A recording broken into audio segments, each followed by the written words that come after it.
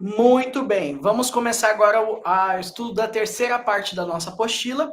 Nós aprendemos que vão ter dois grupos, né, no dia da vinda de Jesus, os salvos e os perdidos, e nós decidimos que nós queremos ser parte dos salvos. Então, é feita a seguinte pergunta: como fazer parte dos salvos? Eu quero ser salvo, mas eu preciso fazer algo por isso? Existe um caminho? Sim, existe um caminho. Eu vou pedir para a irmã Jaqueline, que entrou agora, fazer a leitura deste primeiro parágrafo da apostila. Consegue, irmã Jaqueline? Pai seja com todos. Sim. Como fazer parte dos salvos? No mundo cristão, existem muitos que acreditam conhecer o caminho para fazer parte dos salvos, que receberão Jesus com alegria e serão levados ao céu. Estas pessoas professam o nome de Cristo como se fossem parte do seu povo, mas rejeitam a sua doutrina, que não era sua, mas do Pai que o enviou. João 7, 17 e 18. A palavra de Deus, no entanto, nos mostra que serão salvos aqueles que preencherem alguns requisitos para a salvação. Primeiro requisito. Calma aí, muito bem, pausa aí. Desculpa. Não, sem problemas. Eu acho que você gostaria de comentar esse primeiro parágrafo que você leu. Eu tenho certeza que você sentiu vontade de comentar algo. Tô errado? Tô.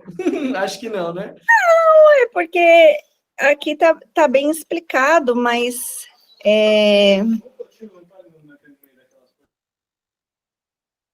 desculpa, é que eu tô com visita aqui em casa. Então, aqui está falando da importância justamente das pessoas que proferem, né, a verdade. Ai, desculpa, gente, tem gente aqui. Não, sem problemas. Vamos lá. Vou comentar, então. Então, a gente percebe o quê? Que no mundo cristão, o que é o mundo cristão? São as pessoas que se dizem seguidoras de Cristo, né? Aí se inclui um monte de igreja que serve o cristianismo. Então, no mundo cristão, existe muitos que acreditam conhecer o caminho para fazer parte dos salvos. Ah, então tem muita gente que acha que o caminho que ela está percorrendo vai levar a ser salvo. E que essas pessoas, no fim, vão receber Jesus com alegria e vão ser levadas para o céu. Porém, essas pessoas que proferem o nome de Cristo, que se dizem cristãos, que se dizem carregar o nome de Deus, ser parte do seu povo, elas rejeitam a doutrina de Deus. E essa de Cristo, né? E essa doutrina de Jesus, ela não era exatamente só sua. Ele diz lá em João 7, 16 e 17, que diz assim, ó, se alguém deseja fazer a vontade dele, conhecerá a respeito da doutrina, se ela vem de Deus ou se falo por minha própria autoridade. Aquele que fala por si mesmo está procurando a sua própria glória, mas o que procura a glória de quem enviou, este é o verdadeiro, nele não há injustiça.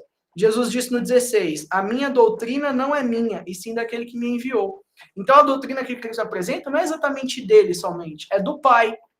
Então quando as pessoas dizem que serve a Jesus, mas elas rejeitam a doutrina de Jesus, que é a doutrina do Pai, então elas realmente não estão no caminho da salvação. Porém, a palavra de Deus nos mostra que os que vão ser salvos são aqueles que preenchem alguns requisitos. Não é só eu dizer aceitei Jesus e acabou. É fácil. Dizer isso qualquer pessoa diz, né? Até mesmo aqueles que a gente percebe que não há, de fato, uma vida condizente com a vontade de Deus. Dizer todo mundo diz. Agora, realmente viver, estar e ser digno da morte de Cristo ter acontecido, aí é outra história que a palavra de Deus vai nos mostrar. E aí nós apresentamos de forma resumida, bastante resumida, né? Que se a gente fosse ver com bem calma, tem muita coisa, mas de forma resumida, os requisitos para a salvação, elas são três, né? Principalmente três, principalmente nos acontecimentos proféticos que a gente tem. Para ler o primeiro requisito, eu vou convidar a irmã Ludmila, tá bom? Irmã Ludmila, lê para a gente o primeiro requisito. Amar a Deus e guardar os seus mandamentos, Deuteronômio 6, 1, 2 e 7, João 14, 15, Apocalipse 22, 14, Mateus 19, versículo 16 e 17, Eclesiastes, capítulo 12, versículos 13 e 14, e Apocalipse 22, versículo 12. Muito bem, então somente o requisito, irmã, sem ler os versículos. Qual que é o requisito? O primeiro requisito? Amar a Deus e guardar os seus mandamentos. Muito bem, vamos ver o que Deus diz em cada um desses requisitos. Quem quiser ler, pega a sua Bíblia agora, procura um desses versículos e a gente vai ler junto, tá? Eu vou ler o primeiro e quem sentiu desejo no coração, pega a sua Bíblia e abre um desses versículos, tá bom? Eu vou ler Deuteronômio, capítulo 6, o versículo 1, 2 e o 7. Diz assim: estas são as leis, isto é, os decretos e os mandamentos que o Senhor nosso Deus ordenou que eu vos ministrasse, a fim de que os coloqueis em prática na terra, quais estáis adentrando com o objetivo de tomar posse dela.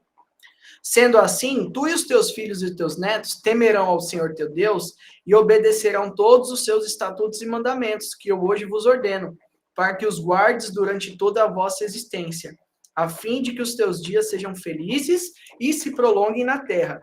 E o 7 diz assim: tu os ensinarás com todo zelo e perseverança aos teus filhos, conversarás sobre as escrituras quando estiveres sentados em tua casa, quando estiveres andando pelos caminhos, ao deitar-se e ao levantar-se. Então, uma das ordens que foi dada para o povo lá atrás, desde a saída do Egito, foi que eles deviam guardar os seus mandamentos, porque aquilo ia ser bênção para eles, né? Eles iam prolongar suas vidas e estar em comunhão com Deus. Irmã Jaqueline.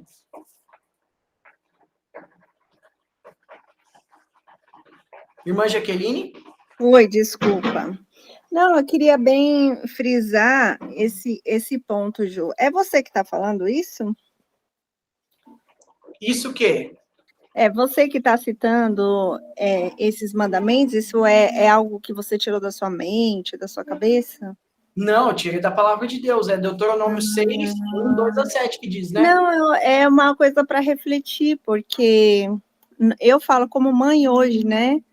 Muitas vezes a dificuldade dos jovens entender que as coisas que nós falamos e que o que você está lendo agora é algo tão profundo e tão sério que você não está tirando da sua mente, não é algo que você inventou. É algo que é a palavra de Deus, é algo que Deus nos deixou.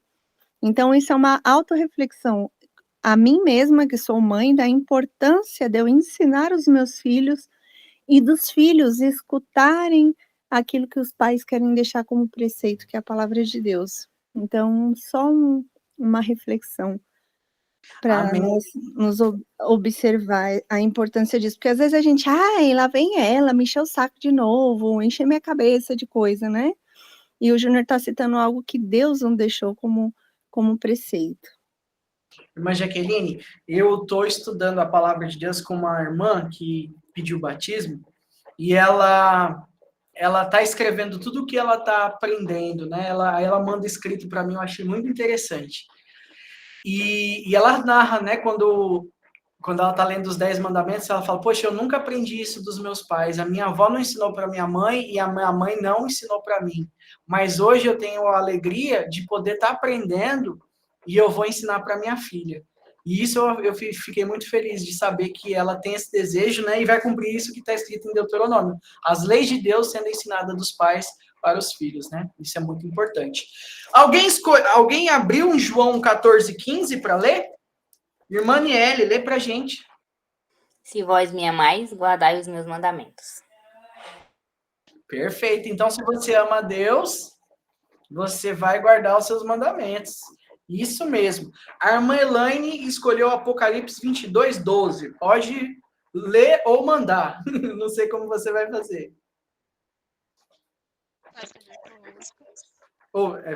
É 22, 14. Ah, não, entendi. Então eu jogo, pode falar. Pode falar. É o último, né? Certo. Irmão Demetrios, então, Apocalipse 22, 14.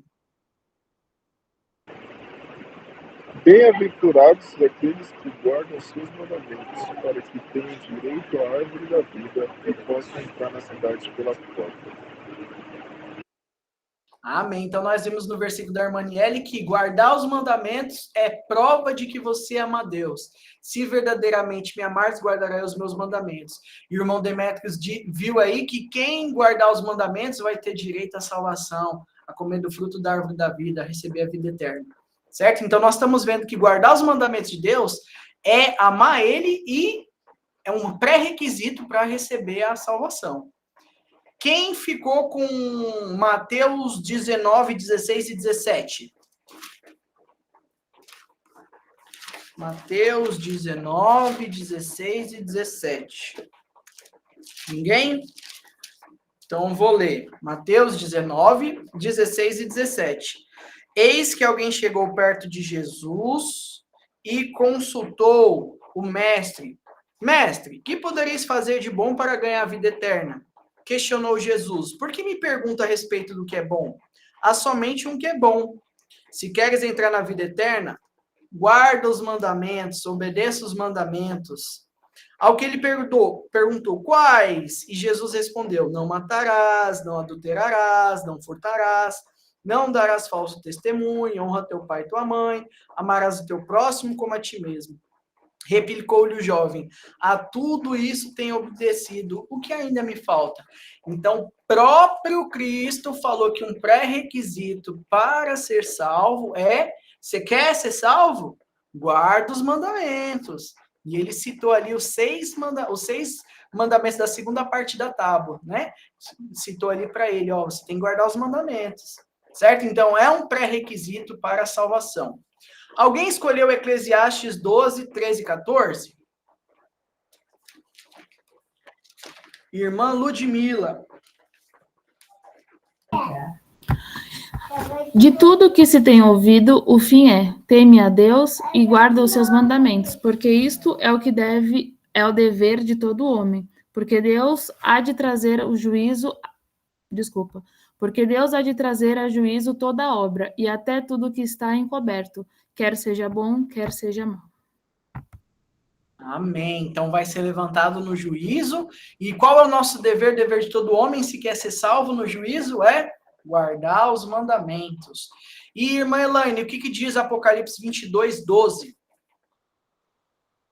Agora sim, paz seja convosco. E esquecido vem, meu galardão está comigo para dar a cada um segundo as suas obras. Esse versículo eu repito ele todo dia.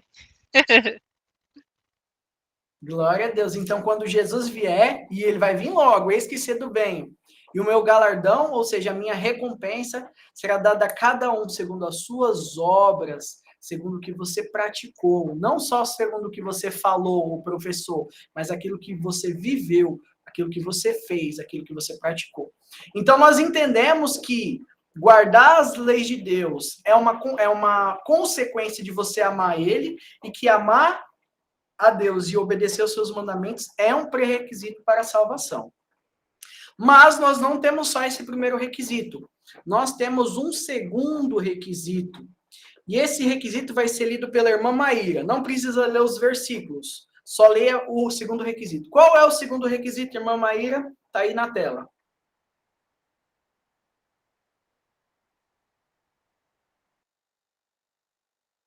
Irmã Nicole, então, irmã Nicole. Segundo requisito, receber o sinal de Deus e não ser assinalado pela besta e a sua imagem. Muito bem. Então, nós percebemos que para você ser salvo, primeiro você tem que amar Deus e guardar os seus mandamentos. Porém, tem uma outra questão. O segundo requisito, eu tenho que receber o sinal de Deus e não receber o sinal da besta da sua imagem. Muito bem. Vamos ver o que a palavra de Deus diz sobre isso? Temos 3 versículos. Ezequiel 9, versículo 4 e versículo 6. Apocalipse 15, versículo 2. E Apocalipse 14, versículo 9 a 11. Vamos lá. Quem gostaria de ler, pegue sua Bíblia, escolha um desses versículos e a gente vai ler nesse momento, tá bom? Alguém já escolheu Ezequiel 9, 4 e 6? Irmão Wendel.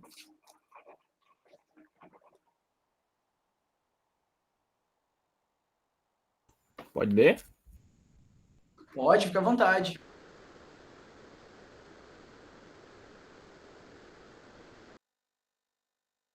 Pode ler, irmão Wendel. 9, 4 e 6? Isso, versículo 9, ou capítulo 9, os versículos 4 e 6. Tá. Guardai-vos cada um do seu amigo e de irmão nenhum vos fieis. Peraí, de novo. Guardai-vos cada um do seu amigo e de irmão nenhum vos fieis, porque todo irmão não faz mais do que enganar, e todo amigo ainda anda caluniando. Irmão, eu acho que não tá certo. É o Ezequiel, capítulo 9. Eu troquei que eu tô em Jeremias, perdão. Vamos de novo. Olha lá. Ezequiel 9. Deixa eu voltar aqui um pouquinho. É tudo profeta, né? A gente confunde. Exatamente. Tá. E disse-lhes, Senhor, passa pelo meio da cidade, pelo meio de Jerusalém, e marca com um sinal as testas dos homens que suspiram e que gemem por causa de todas as abominações que se cometem no meio dela. Agora o 6. Matai velhos e jovens, e virgens, e meninos e mulheres, até exterminá-los. Mas a todo homem que tiver o sinal, não vos chegueis, e começai pelo meu santuário. E começaram pelos homens mais velhos que estavam diante da casa. Amém, irmão. Então aí a gente vê uma profecia, né? Uma visão que foi dada para o profeta Ezequiel, em que ele via que foi dada uma ordem para um homem que estava com um tinteiro na mão, na frente do santuário, e que esse homem tinha que sair passando na testa todas as pessoas que seriam seladas. E junto com eles tinham homens com armas destruidoras. E quem não tivesse aquele selo na testa, podia ser homem, podia ser criança, podia ser bebê, velho, criança, quem fosse, ia ser destruído quem não tivesse aquele selo na testa. E começou pelos sacerdotes que estavam dentro do santuário. Da mesma forma vai acontecer nos últimos dias. Algumas pessoas vão receber o sinal de Deus e outras não. E aí a gente aproveita e responde a pergunta da irmã Elaine. Pergunta da irmã Elaine. O galardão, conforme foi dito em Apocalipse 22, 14, é algo totalmente bom ou pode ser algo ruim também? Porque o versículo diz, eis que cedo venho e o meu galardão, ou seja, minha recompensa, será dada a cada um segundo as suas obras.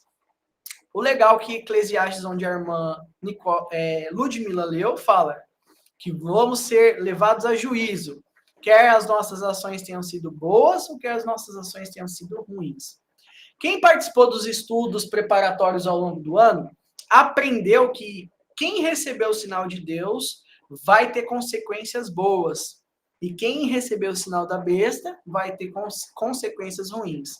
Nós aprendemos que os justos, o grupo dos salvos, eles vão estar alegres no dia da vinda de Cristo e vão receber algo incrível, fantástico, que vai acontecer, que nós vamos estudar, e que os ímpios vão receber uma série de coisas ruins como consequência dos seus erros.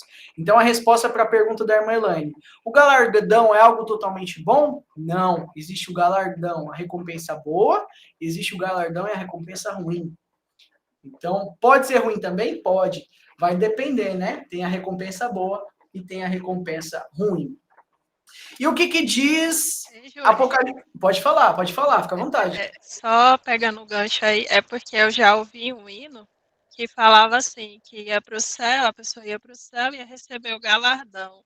Na verdade, o galardão todo mundo vai receber, só que pode ser bom ou ruim, né? Exatamente. A gente sabe que quem for para o céu vai, consequentemente, receber o bom, né? Mas realmente tem os dois galardão aí, o ruim e o bom. Muito bem colocado. E o que diz Apocalipse 15, 2? Quem escolheu esse versículo? Irmã Nicole, Apocalipse 15, 2. E vi como um mar de vidro misturado com fogo, e também os que saíram vitoriosos da besta, e da sua imagem, e do seu sinal, e do número do seu nome, que estavam juntos ao mar de vidro e tinham as harpas de Deus. Olha que lindo. Então a irmã Nicole está vendo aí a recompensa, o galardão bom dos 144 mil. aqueles que não receberam o sinal da besta, pelo contrário, eles venceram a besta, a sua imagem, né? Não foram vencidas por ela. Então, a gente vê que um dos requisitos para a salvação nos últimos dias, para o grupo dos 144 mil, é não receber o sinal da besta. Pelo contrário, vencer a besta, a sua imagem, vencer o falso profeta. Muito bem. E o que diz Apocalipse 14, 9 a 11? Quem escolheu Apocalipse 14, 9 a 11? Irmã Babi. E seguiu o terceiro anjo, dizendo com grande voz: Se alguém adorar a besta e a sua imagem, e receber o sinal na sua testa ou na sua mão, também este beberá do vinho da ira de Deus, que se deitou, não misturado, no cálice da sua ira, e será atormentado com fogo e enxofre, diante dos santos anjos e diante do Cordeiro. E a fumaça do seu tormento sobe para todo sempre, e não tem repouso nem de dia nem de noite. Os que adoram a besta e a sua imagem, e aquele que receber o sinal do seu nome. Amém, glória a Deus. Então realmente a gente precisa vencer a besta, nós precisamos não receber o seu sinal, né? Ele vai fazer um trabalho aí de condenar, de destruir, né? De ser contra os mandamentos do Senhor, e nós precisamos anunciar essas 3 mensagens, né? Nós precisamos anunciar ao mundo o quê? Que quem adorar a besta, a sua imagem, né, vai também receber o galardão ruim, que são as mesmas pragas que estão destinadas para eles. Lembra nos estudos preparatórios que a gente viu? Qual vai ser a consequência de quem receber o sinal da besta? É receber as pragas e receber a condenação, né? E nós vimos quais vão ser as pragas ruins, né? Muito bem, a gente viu agora nesses versículos quais são as consequências. A irmã Nicole fez uma pergunta interessante. O que seria esse mar de vidro que há em Apocalipse falando que os 144 mil estão lá, né? Irmã Nicole, eu vou confessar para você que eu não tenho certeza absoluta do significado dessa passagem. Tem muita coisa que a gente consegue ter certeza. Tem outras que eu admito que eu não consigo ter certeza. Talvez tenha irmãos que tenham certeza. Eu sou um dos que ainda não tem certeza sobre a interpretação deste mar de vidro. O que eu já aprendi é que esse mar de vidro, na verdade, é uma descrição da visão do sonho, da visão que João teve, né, nessa parte do Apocalipse, sobre aquela parte do céu onde os 144 mil vão estar. Que aquele lugar é tão lindo, tão maravilhoso, que o chão é como se fosse um mar de vidro, brilhante, lisinho, assim, né? Que essa era a visão da descrição. Agora, se existe alguma simbologia, eu desconheço, mas, assim como eu fiz com aquela questão das bestas, a irmã Elaine falou, né? Acredito que seja uma característica da Cidade Santa, como um mar de cristal, né? Então, nós entendemos, até então, que é uma descrição visual de como é lá no céu, entendeu? Uma visão de como João estava vendo aquilo, ali na Cidade Celestial, quando os 144 mil forem coroados. Agora, se existe algum tipo de outra interpretação, né, metafórica sobre isso, aí eu não vou saber te dizer com mais profundidade, mas prometo anotar essa pergunta e estudar mais para poder te responder com mais clareza. Se mais alguém quiser comentar essa pergunta da irmã Elaine, ou se alguém souber quando esse vídeo for postado no YouTube, fica à vontade em comentar aqui embaixo o que é o mar de vidro em Apocalipse, tá bom? Beleza, então aprendemos sobre os 2 requisitos: amar a Deus e guardar os seus mandamentos. Segundo, receber o sinal de Deus e não receber o sinal da besta, porque a gente sabe que as consequências vão ser ruins. E o terceiro requisito? Quem é que vai ler para a gente qual é o terceiro requisito? Vai ser a irmã Aldina. Irmã Aldina, o terceiro requisito.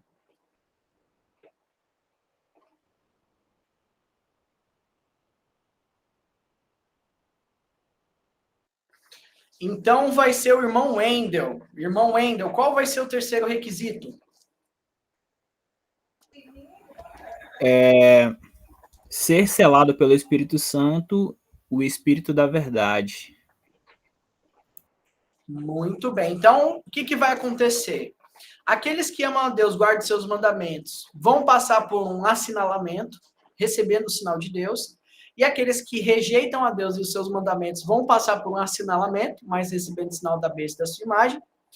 E aqueles que forem receberem o sinal de Deus no assinalamento, eles vão passar pelo selamento. E quem faz esse selamento é o Espírito Santo, o Espírito da verdade. Essas pessoas seladas, elas estarão revestidas pelo poder do Espírito Santo e estarão com o nome escrito no livro da vida. Quando acontecer a última expiação, elas vão estar seladas para algo especial. Vamos ler o que diz Efésios 4:30? Eu vou procurar Efésios 4:30? Não, vou dar a oportunidade. Alguém talvez possa ter visto na tela e já perguntou. Alguém quer ler Efésios 4:30? Efésios 4:30. Irmã Aniele. E não entristeçais o Espírito Santo de Deus, no qual estáis selados para o dia da redenção. Muito bem. Não entristeçais o Espírito Santo de Deus. Eu acabei decorando esse versículo do tanto que eu gostei dele e que ele é importante. E não entristeçais o Espírito Santo de Deus, no qual estáis selados para o dia da redenção. Então, conforme a irmã Elaine deixou nos comentários muito bem comentado, a chuva serôdia fará parte desse terceiro requisito do selamento. Muito bem. A chuva serôdia, que é o derramamento do Espírito Santo, ela é parte desse selamento. A pessoa que estiver guardando os mandamentos de Deus, que ama a Deus, não guarda só o pé da letra, ela realmente guarda porque ela ama a Deus, ela vai estar apta para receber o sinal de Deus na testa e, consequentemente, ela vai estar apta para ser selada pelo Espírito Santo. Receber o Espírito Santo. E a gente vai aprender ao longo dos estudos qual que vai ser o objetivo do derramamento do Espírito Santo. A irmã Jaqueline compartilhou sobre o mar de vidro, Apocalipse 4:20. Apocalipse 4:20. Vamos ver o que diz Apocalipse 4:20. Eu acho Apocalipse 4:6. Normal, nem tenho 20. 4:6. E diante do trono ainda havia algo semelhante ao mar de vidro, translúcido como cristal. No centro, circundando o trono, havia 4 seres viventes, cobertos de olhos, tanto na frente como nas costas. Então, é a descrição visual também em volta do trono de Deus, né? Ao redor do trono. Glória a Deus. Muito bem, irmã Jaqueline, bem colocado. Então, voltando para a questão do selamento do Espírito Santo, o terceiro requisito. Nós vamos aprender ao longo dos estudos para que vai servir esse Espírito Santo, certo? Efésios 1:12-13. Quem quer ler?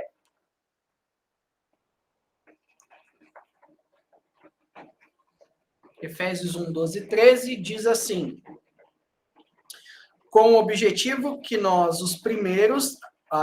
Com o objetivo de que nós, os primeiros, esperamos em Cristo, sejamos para louvor da sua glória. Eu estou lendo certo? 1:12-13. Nele, igualmente, vós, tendo ouvido a palavra da verdade, o evangelho da vossa salvação, e nele também Cristo, fosse selados com o Espírito Santo da promessa. Muito bem. Então, o que quer dizer aqui? Que as pessoas que ouviram a palavra da verdade, guarda bem isso na cabeça, a palavra da verdade, a palavra e a verdade. Eles vão ser selados pelo Espírito Santo da promessa. Qual promessa? Jesus prometeu quando ele ia embora. Quando eu for embora, eu vou enviar para vocês um Consolador. E eles vos guiará em toda a verdade. Certo? Então, os que amam a palavra da verdade vão ser selados pelo Espírito Santo da promessa. Muito bem. E o que diz João 15:26? Alguém escolheu? João 15:26? Wendel. Diz assim: mas quando vier o Consolador, que eu, da parte do Pai, vos hei de enviar, aquele Espírito da verdade, que procede do Pai, testificará de mim. Perfeito, irmão Wendel. Então, nós vemos que o Espírito Santo é chamado também de o Espírito da verdade. E foi ele o Espírito da promessa que Jesus prometeu, o Consolador, né? Muito bem. Irmãos, nós vamos encerrar o nosso estudo hoje por aqui, para não ficar muito extenso. Eu vou dar continuidade junto com vocês, com quem quiser participar, esse estudo amanhã, neste mesmo horário. certo? Quem não puder participar, os estudos também vão estar disponíveis no YouTube, certo? Mas por hoje nós vamos encerrar o estudo da apostila, certo? Então, resumindo o que nós estudamos nessa última parte, que nós decidimos fazer parte dos salvos. E para isso nós precisamos cumprir 3 requisitos. Primeiro requisito, amar a Deus e guardar os seus mandamentos. Segundo requisito, receber o sinal de Deus e não receber o sinal da besta e sua imagem. Terceiro requisito, ser selado pelo Espírito Santo, o Espírito da verdade. Na próxima parte desse estudo, nós vamos entender um pouco melhor sobre cada um desses requisitos e o que eles têm a ver com essa cronologia do momento que nós estamos até a vinda de Jesus. Todos eles têm a ver, tá bom? Não foi jogado aqui à toa. E a gente vai entender o porquê. Então é isso. Alguém gostaria de comentar algo? Opa, temos um comentário no chat. Vamos lá. Diz assim, ó. Uma pesquisa que a irmã Jaqueline fez na internet. Vidro puro, que era tão claro como cristal, era considerado tão valioso e precioso como ouro. O ouro e cristal não podem igualá-lo, e a sua troca não seja para joias de ouro fino. Jó 28:17. O mar de vidro nos mostra quão claramente Deus é capaz de ver tudo que está diante de seu trono. Representa sua consciência e visão penetrante em todas as coisas. Nada está escondido daquele que está no trono do céu. O mar de vidro nos mostra quão longe Deus está das impurezas de um mundo contaminado. Ele está tão longe quanto o mar feito puro de vidro, cristal puro. Amém. Glória a Deus. Uma pesquisa aí para complementar a nossa compreensão sobre o mar de vidro. Certo? Alguém tem mais algum comentário, alguma pergunta sobre o que nós estudamos até aqui, nesse fragmento? Irmão Wendel? Eu só queria parabenizar, Júnior, pela iniciativa da gente pegar esse conteúdo e estar estudando, porque é muito importante, né? Principalmente para a gente complementar aquilo que vai ser estudado no Congresso dos Jovens, mas também para a gente aprender da importância desse assunto, né? Isso aqui não é brincadeira, a gente sabe que esse aqui é um dos pilares mais importantes da gente que é reformista, aprender sobre esse tema. E eu fiquei muito feliz por ver algumas pessoas aqui, e vamos convidar, gente, mais pessoas para estar participando, vamos compartilhar o link, porque vai ser bom também até na hora das brincadeiras lá, que estou preparando as brincadeiras aqui para a gente fazer, e tudo relacionado ao tema que a gente está estudando aqui agora. E eu espero que na próxima a gente consiga trazer mais pessoas para estar estudando. E é isso. Ah, e outra coisa, a mãe não conseguiu participar porque ela está sem óculos, viu? É isso. Tá bom, sem problemas. É isso mesmo, irmão Wendel. Digo mais, complementando o que o irmão Wendel falou. Se você deixar para aprender sobre o conteúdo da apostila somente no dia do CEJAR, você não vai conseguir aprender e você não vai ter um bom desempenho. Se você achar que você estudando sozinho vai ser suficiente para a sua equipe vencer, você está enganado. Se todos da sua equipe não souberem dos conteúdos, não adianta nada você saber e o outro não saber. Então, chame as pessoas. E você não sabe quem é que vai estar na sua equipe no dia do CEJAR, então chama aquelas pessoas para estudar também, tá bom?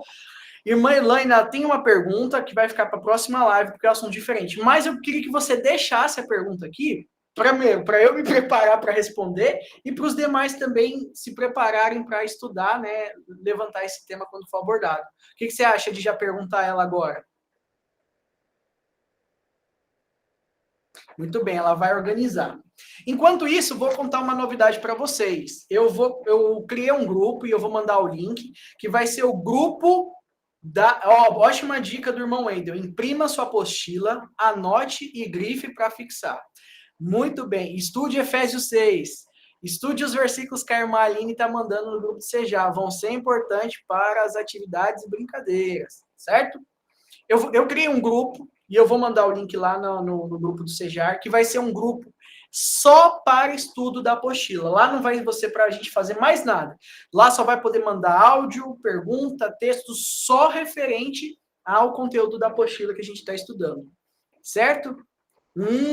Essa pergunta é muito boa. Eu já sei a resposta, mas é um tema talvez para o final da apostila. Mas é muito legal essa pergunta. Nós vamos morar no céu ou na nova terra renovada? O irmão Zeferino lá de de Moçambique compartilhou um hino que fala sobre o meu lugar, minha morada, um negócio assim, é no céu. Eu fiquei até com vontade de comentar, mas eu falei, não, deixa para depois. Mas é muito legal. Aí já tem gente dando spoiler no chat, mas é uma coisa que a gente vai comentar lá para frente. Então pesquise, gente. A gente vai morar no céu ou na nova terra? O que é morar? Não, dando uma dica aí. Então, amém. Que Deus possa nos abençoar. Tenhamos uma boa noite. Glória a Deus, tivemos um bom estudo. E amanhã, neste mesmo horário, a gente vai dar continuidade ao estudo da apostila. Tá bom? Fiquem com Deus e até a próxima. Quem quiser, assista esses vídeos no YouTube.